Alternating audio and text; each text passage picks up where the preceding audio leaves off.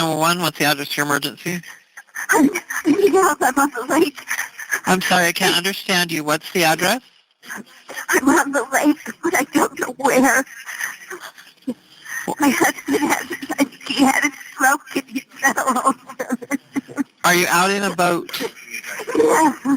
Is he awake? No, he's Okay. in the water. He's in the water? He's gone. I've been looking for him for hours. The woman on the other end of this 911 call is 66-year-old Lori Isenberg. A man overboard normally wouldn't get such an alarming response from dispatchers. However, it's winter in Coeur d'Alene, Idaho, and the likelihood of the search and rescue for Lori's husband, Larry Isenberg, is more likely now a search and recovery. Lori waited over 2 hours to call 911. Are you out in a boat? Yeah. What? Yeah. He was driving the boat, and he stood up fast, and he said that something's wrong with the motor. And so then he unzipped the cover thing and went to the front of the boat. He turned towards me to say something about the electric motor, and he and he just fell over. What misleading and little information officials would get from Lori would lead them to the bigger question. Was this really an accident like Lori stated, or something more insidious? On the surface, Lori and Larry Isenberg were almost a picture-perfect couple. Though they had no children together, both Larry and Lori's children described their relationship as loving and blissful. In fact, detectives would later find out that one of their rare, frequent arguments was on the topic of Lori's excessive spending on her kids. Larry wasn't too keen on Lori paying all of their bills with his money. Larry owned a beautiful home with land in Cougar Gulch. They were close enough to the peaceful lake that they would often take their boat out on to look at the sunrise. In the early morning hours of February 13, 2018, Lori and Larry set out on their occasional sunrise boat trip on the lake. Larry texted his daughter a photo of the sunrise that morning, and according to phone records, Larry also sent a friend a text that he was feeling too under the weather to fish that morning. See any houses or big trees or landmarks? In the water. Okay. It's No, okay. I didn't see. About how far do you think it was away? From what? From where you got picked up by the fireboat? About how far from the shore do you think, maybe? That's okay. She said he believes he might have had a medical episode that caused him to fall into the water. Okay. He said he didn't feel good and he was doing things weird, and then he went up to the motor and the motor wasn't broken, it was the other motor. Okay. And then I said, "Why are you doing that?" And he turned to look at me and his face just looked... Okay. It looked awful, and then it just started to fall, and I tried to get the door open and get to him, and I couldn't grab him, and I fell. Okay. Okay. And then I didn't see him. Well, like I said, we have the best people out there looking for him, okay? Very good divers, very good rescue team that's out looking for him, okay? But if you can think of anything, if while they're checking you out, if you can think of any landmarks or anything that you may have seen, and I know it's kind of hard to think about right now, but if you think of anything, please let us know, okay? Where did you launch into the water? In Harrison or? Sunup Bay? Sunup Bay? Okay. Okay. All right. And we've been driving around and I was just sleeping because I didn't sleep last night and I was just resting. Okay. I don't know how long. Yep. Okay. But you think you guys headed for this side of the lake? Yep. You were aiming for this side rather than the Sunup side? I was sort of... 96.9 for temperature. According to Lori, Larry had suffered a stroke when he walked to the front of the boat and fell overboard. Emergency responders located Lori on the lake and brought her back to shore for medical attention. Lori called 911 around 10:25 a.m., and deputies arrived at the location at around 11 a.m. Perplexingly, Lori waited almost 2 hours to call 911. So at this point, deputies attempt to get any information from Lori as to the last known location of where Larry fell into the water to get a search and rescue team in the air and on the water. The deputy picks up on Lori's distraught state. At this point, the deputy's main priority is to help locate Larry. I think we will be very cautious with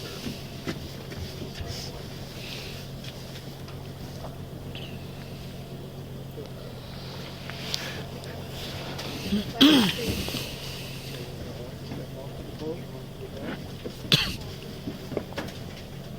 goes at your pace, okay? Ready? There you go, good job.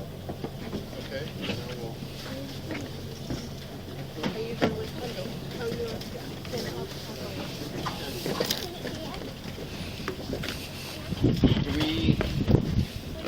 I'm 99% sure Todd's not going that way. Do you want to assist me getting the stuff off? Yep. What about the other gear, Charlotte?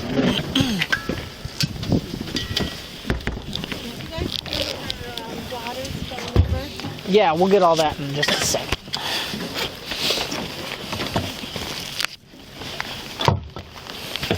Oh.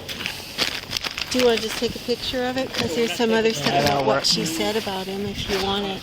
Okay. I looked at him, he's good, but I got to get this paper to them. Yeah, no problem. Let me get a picture. Yeah, we don't have an exact location. So I think they're going to try to rendezvous their sonar. Okay.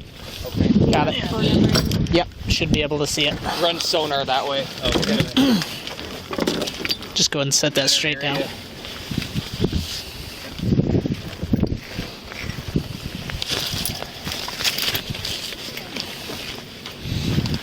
That should sit just like that. Yeah. Okay. This will be fun. Well, heavy bastard. I'll just... Yeah, and then going up and down the cliff. Yeah. Loading this back to your car? For now? You're not going out on this, right? Get wet, no. Yeah. Yeah, right.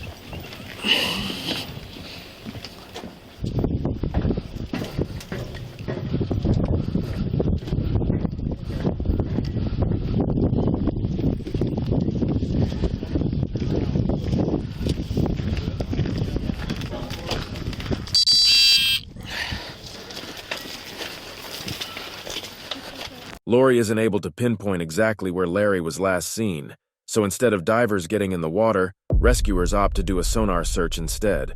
While Lori is taken to the hospital, several other deputies retrieve Larry's boat to tow it in for evidence processing. Hey, Justin, that lens is pointed up. I don't know. Oh, yep, thank you.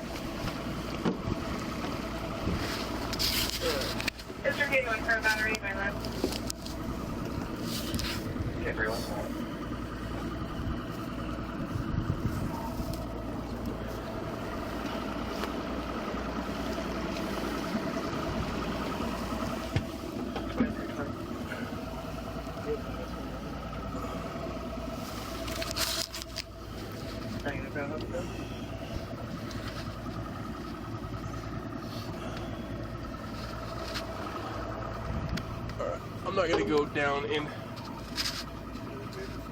No, just yeah. There's just a lot of water up here, so sure we'll take this one.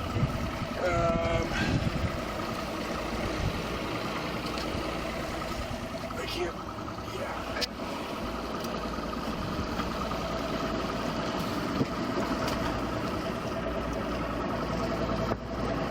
We might as well idle this boat back in. A search of the boat revealed Lori's purse with both of their wallets and an empty naked juice bottle in it. What struck detectives as odd was the fact that the boat's ignition key was bent. Either intentional or not, the lanyard with the kill switch that must be attached to the ignition for the boat to run was found on the deck. According to Lori's story, she thought that Larry had fallen in the water with his phone and didn't realize it was on the boat until after she found a blanket to keep warm. That was why she delayed in calling 911. Conveniently, she happened to drop the phone in the water after the call and had left her phone in their truck. A search of their truck at the dock didn't give many clues to the mystery, but they did find a bottle of allergy medication with the active ingredient of diphenhydramine, an ingredient commonly found in Benadryl. A normal dose for the average man causes slight drowsiness. This fact would come up again later in the investigation.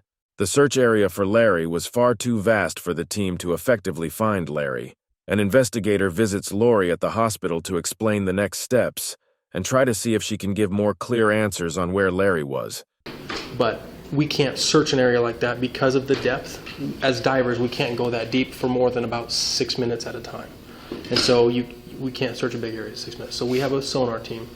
And essentially what they have is they have we call it the fish, and it's a big long sonar that reads the bottom of the lake. And that's how we'll find Larry. And essentially what they're looking at is a 5-foot swatch of the ground. So if you imagine a 5-foot long swatch, they have to go back and forth a lot. And so it's a big area. So it can be a very time consuming thing. If you fall off a dock, and we know, okay, at the end of the dock, it's a little bit simpler. But because you're out and there's no way to reference, when you're in the middle of the lake, it's hard to reference if you think, okay, I was right across from that tree. If I go 100 feet this way, you're still right across from that tree, if that makes sense. So your search area gets a lot bigger. Essentially, every time we have a situation like this, we have to rule out any foul play. Of course, we're not accusing you of anything, but that's our job to make sure that that's not what's happening. So anytime we have these situations, it's just our standard protocol. So as soon as the detective can, because they'll get a subpoena for phone records, and as soon as they can show that your phone wasn't been used in that block period of time, then you can have it back, that type of thing. Oh, yeah. So that's all they're trying to make sure, because if you say, yeah, it was in the truck, and then we see that you used it at 7, 8, 9, 10 o'clock calling other people, that's what we run into. Yeah. So that's what we're doing. Same thing with the boat and the truck. The truck, I'm pretty sure we can release to you whenever you're ready to get it. The boat is really the only thing that we're concerned with right now. And I'll have you in touch with Sergeant Klinkvist, and he can keep you up to date as far as when you can grab those things, okay? Your purse, I was told that you can have that back, so that's why I got that for you. And I think that's everything that we have. We have the keys, that way if we need to move the truck, we can. Okay. Okay? Do you have any questions for me? For now, investigators feel as if Lori is genuine and telling the truth. However, it had been more than 10 days since the search for Larry with no luck. Meanwhile, Lori's neighbors reported to police that she was acting strange and out of character. Apparently, she had her family help her move everything out of their house and wanted to sell all their belongings immediately. Even investigators picked up on her strange behavior while she was asked to participate in helping with the search. One moment she was smiling and laughing, and the next crying. However, she would just stop crying mid-conversation when it picked back up. Sensing that something wasn't right, Larry's children asked to speak to the investigators about their concerns regarding Lori. Okay, so, what's giving you those kind of concerns? One, they were sick, and I don't know why they were out on the lake in the first place. And she had mentioned that he had the flu. Yep. Okay. They were both sick. They were fixing to go south like they always do with the camper trailer, and would have been yesterday or something. And when you say south, like how far south are you talking? Like Lake Tahoe and Arizona. Okay, so down south, Yeah, okay. Yeah, they tool around, hit the coast, and drive up the coastline or down the coastline. Dad and I we rearrange where the camper is, the boat is. The boat's done for when it gets put away. It's done for the winter. I don't know why it would have been taken out. Does it normally sit behind? The boat's in front in the summertime, and then in the wintertime the boat goes in the back. So I don't know why they'd rearrange it to take the boat out in the winter. It's icier than shit. I'm just trying to park the camper today. That's why I'm soaking wet. It was just a mess and a disaster. The camper. Lori's always cold. I don't understand why they'd be out on the lake in the first place. This isn't when they'd be fishing or doing that. Coming over to help was how we're going to start divvying everything up, and I'm gone. Like the peas, it doesn't feel right to me. Okay. And that's important to know, because I wouldn't suspect, but the whole damn thing just doesn't feel right. Maybe it's just my grief, because I've never dealt with grief, but it literally just doesn't feel right. Larry's children are picking up on Lori's strange behavior, and it turns out to be worse than they thought. Lori was extremely convincing to detectives, but after a deeper dive into Lori's background, detectives begin to see behind Lori's fake persona. Apparently, Lori had cheated on her first husband with several men, one of which was Larry. A major fraud lawsuit was brought against her from where she had worked for years, the North Idaho Housing Coalition. An internal audit revealed that she had taken nearly $500,000. When asked why, she turned the blame on her daughters, stating that she did it for them, to pay their bills. A search warrant was served at Lori's home, and what investigators found was alarming. A Ziploc bag with white powder and latex gloves were found. During this time, Lori was actually arrested for the fraud charges, and her daughter posted her bail of $75,000. After more than 14 days, Larry was found on the shore of Lake Coeur d'Alene. He was fully clothed, and there didn't seem to be any signs of a struggle. During the autopsy, the coroner performed a toxicology report on Larry. The results confirmed investigators' suspicions. Larry had lethal amounts of diphenhydramine in his system. The naked juice bottle found in Lori's purse on the boat was also found to have the medication in the juice. Investigators theorized that this was how Larry had ingested the lethal dose. Larry had been under the weather when he died, so it would have been easy for Lori to slip the medication to him unnoticed. The coroner also confirmed that Larry had passed before he went into the water, as there were no signs of drowning or signs of a stroke. Lori seemed to be a loving wife and normal person, so investigators theorized the motive was her money troubles. Lori knew that her day was coming when she would be found out for her fraud scheme. About a month before Larry's passing, Lori had made some handwritten changes to Larry's will, bequeathing 80% of his assets to her children and 20% to Larry's. It would also make her the sole benefactor of his estate, allowing her to pay her debts owed. It was believed that Larry had no knowledge of her secret criminal activity and would have been extremely upset with her if he had found out. Lori had missed 2 court dates for her fraud case and was believed to be in hiding during this time because she knew the death investigation would also indict her on charges. A $500,000 bounty was placed on her, and a warrant was issued for her arrest. Lori turned herself in 2 months later, but investigators had to wait until her case was settled to speak with her about Larry's circumstances surrounding his passing. After 6 months, Lori was found guilty of wire fraud, as well as federal program theft, and sentenced to 5 years in prison. Investigators were able to now speak with Lori in the interrogation room about their findings. So when we initially talked back at your residence, I believe that, and correct me if I'm wrong, because I'm just trying to go over the version that I have and ensure that it's correct. So Mr. Romance, Larry, and you guys have been not feeling well for a while, and he came up with a romantic deal that, hey, why don't we go out on the lake and see the sunrise and then cruise up to Coeur d'Alene Lake Resort, or Coeur d'Alene Resort. Is that pretty much accurate so far? Okay. One of the areas that was a little confusing is the different areas of which you had mentioned that you found the phone. Detective Jackson, who was a diver, he was a dive rescue dude. You found it when you were looking for, or when you were getting a blanket to get warm. So Detective Jackson, I believe it was, you found it within a blanket with the medical personnel. You had mentioned you found it in a coat pocket. And then I believe with me, you found it on the dash. Which is the accurate one? Everything I told you was accurate. Okay. So with me, so it was on the dash. Okay. So, going through everything and looking at everything, there are a lot of questions that come up. And obviously, I'm sure that you've been able to see the affidavit that was published over the Spokane deal. And I don't know how much, it was released by the paper. So the end result is, quite frankly, did you kill Larry or didn't you kill Larry? And that's what we got to dial the facts in to support one way or another. Because in the end, our opinions don't matter at all. It's only what the facts reflect. Does that make sense? A lot of people think based on TV that we're the ones that put you in prison, and that's not reality. Reality is all we do is collect facts, present it onto the prosecutor, same as Detective Bryant, or Gunnarsson, excuse me, did with theirs, referred on the deal there. So with that being said, is there anything that you can think about that in our initial conversation that after all this time would be different? Okay. So then we come to the part where Larry is autopsied and they do toxicology on it. And there is a large quantity of diphenhydramine, aka Benadryl, aka, well, it really wouldn't be a cough medicine, it's pretty much a Benadryl situation. And we're trying to figure out what happened. Any ideas? No. Yeah. Well, Lori,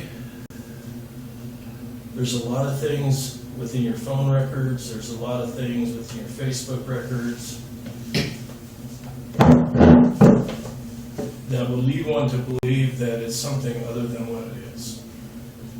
And Lori, can I ask you a question? Going on your computer searches, when you went to Florida, you've got searches about depth charts, whether you can boat like Bayview at night. There's a lot of stuff there. Can you explain that? I think if you're going to start asking me questions like that, I should have my attorney here. good. And that's what we're going to be doing, because that's what we need to conclude the case. So do you have a retained attorney right now? By all means, that's 100% with me acceptable, because I think it's, at this point, if you... Because I don't, you say things, I don't even know what you're talking about. I don't know. Of things that have come up, I don't know where people are coming up with these things. Lori refused to admit any of her participation in the passing of her husband, even though all of the evidence was stacked against her. She allowed the case to go to trial and was found guilty. She was sentenced to life in prison with the possibility of parole after 30 years.